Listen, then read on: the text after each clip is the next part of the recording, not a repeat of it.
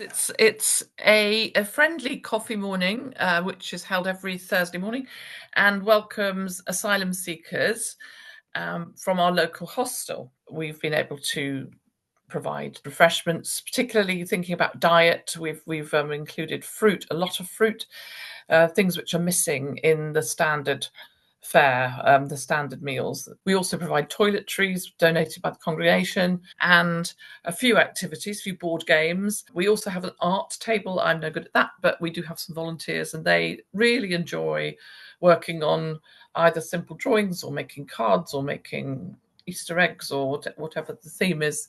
And that draws people in. It's very informal, very friendly, and it's very much a meeting, hence meetup of the members of the church, members of the community, volunteers, and our ever-changing group of asylum seekers who are absolutely delightful.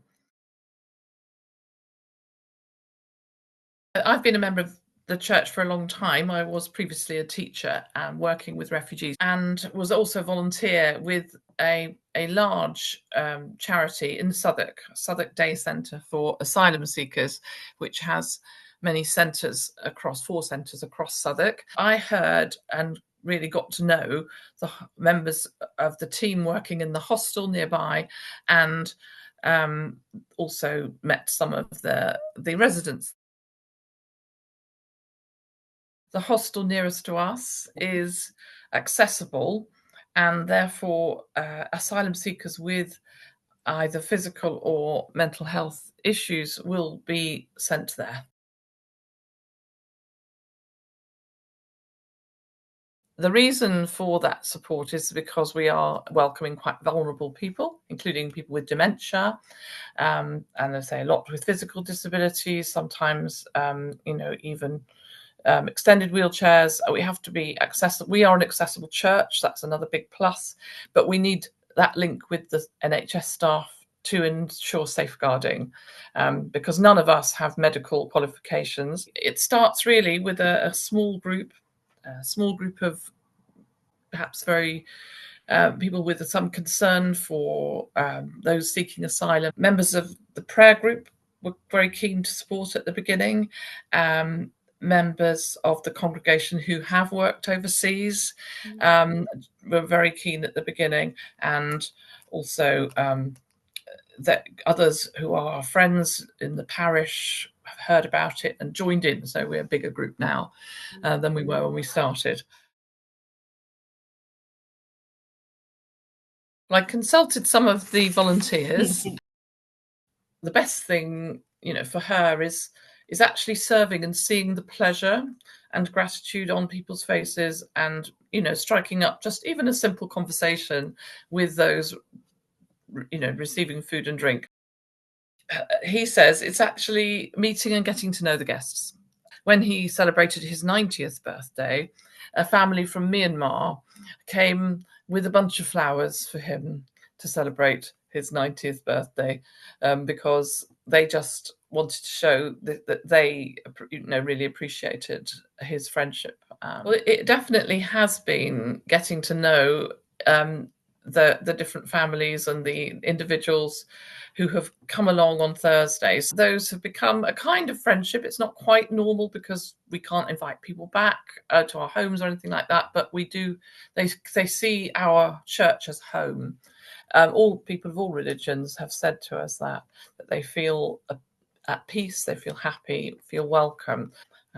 So I think those are enjoyable things about it. And I also should say one of the most enjoyable things for me has been getting to know the members of the team, because I probably wouldn't have met some are friends, but I might not have met all of them before.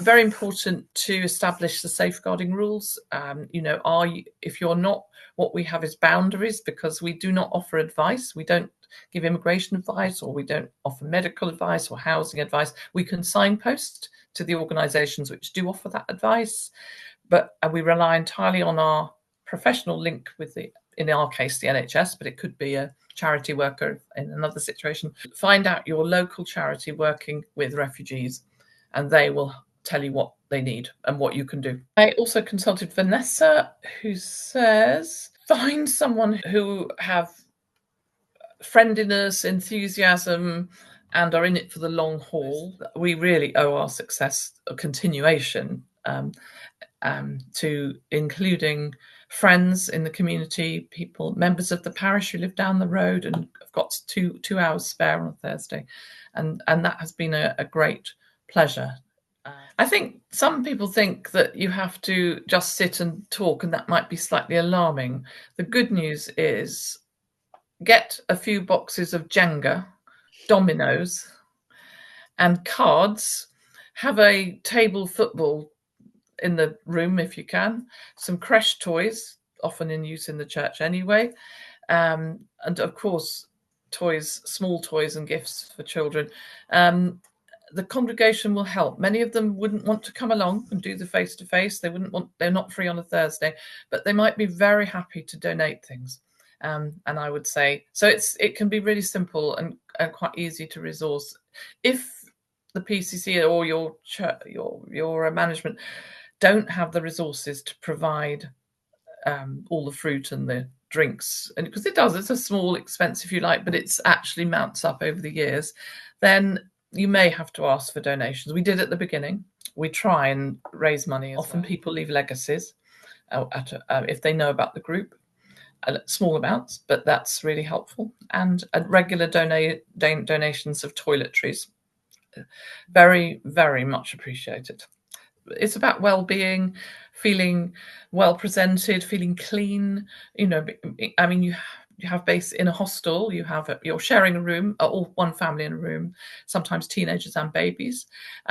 You might be sharing with strangers, and you have communal showers and baths, and everything is clean and warm, but you don't have anything personal, and that's what we try and do, just a little bit,